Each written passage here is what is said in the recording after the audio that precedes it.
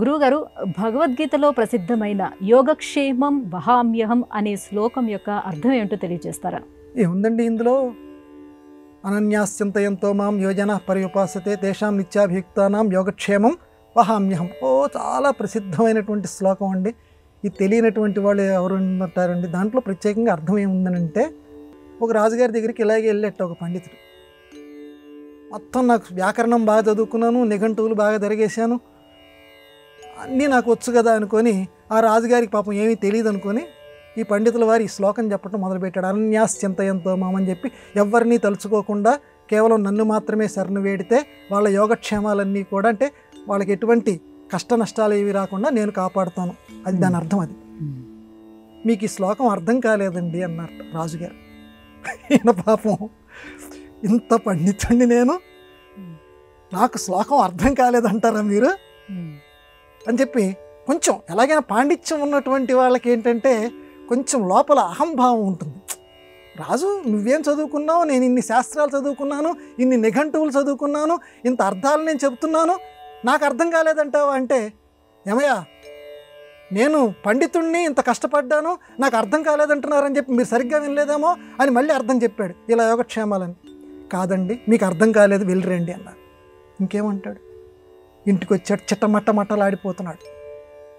ఇంట్లో భార్య ఉంది. పాప, ఏంటండి అలా ఉన్నారు? ఆ రాజు చూసావా, ఇన్ని శాస్త్రాలు చదువుకొని వచ్చినాను నేను, ఆ మాత్రం పదానికి అర్థం నాకు తెలియదా? చెప్తూ ఉంటే నాకు అర్థం కాలేదంటాడు ఏంటి ఆ శ్లోకం అని భార్యతో అన్నాడు. ఆవిడ చిరునవ్వుతోటి, మీకు అర్థం కాలేదండి అని. ఓర్ని అక్కడ రాజు ఏంటంటే, అది ఇదివరకటి రోజుల్లో, అంటే ఇప్పుడు కూడా ఉన్నారనుకోండి, భార్య అంటే ఆవిడకంటే కూడా నాకు ఎక్కువ తెలుసు అనేటువంటి ఒక పురుషాధిక్యం ఉంటుంది కదా. నువ్వు కూడా చెప్పొచ్చేదానివేనా నాకు? అంటే రాజు చెప్తే పర్లేదు, నువ్వు కూడా చెప్పొచ్చేదానివేనా నాకు? ఇన్ని శాస్త్రాలు చదువుకున్నాను నేను, అర్థం కాలేదండి, మీకు అర్థం కాలేదు. కాదండి, పాపం చాలా ఆవిడ చాలా ప్రేమమయి. నిజంగా స్త్రీలు చాలా త్యాగమయులు, ప్రేమమయులు. ఈయన ఈ రకంగా అవమానపరచాలని చూసినా, నిజంగానే మీకు అర్థం కాలేదండి. ఎలా చెప్తున్నావు నువ్వు అని. ఏమి లేదండి, ఆ శ్లోకం అర్థం ఏమిటి?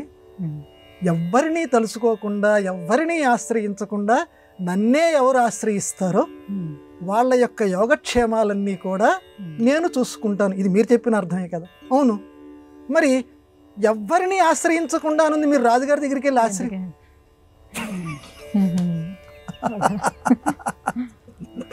ఇక చూడండి, అంటే తొందరపడి ఎవరు కూడా ఎవ్వరినీ తోలనాడకూడదు, మాట అనకూడదు. అప్పటికి ఈయనకి కనువిప్పయింది.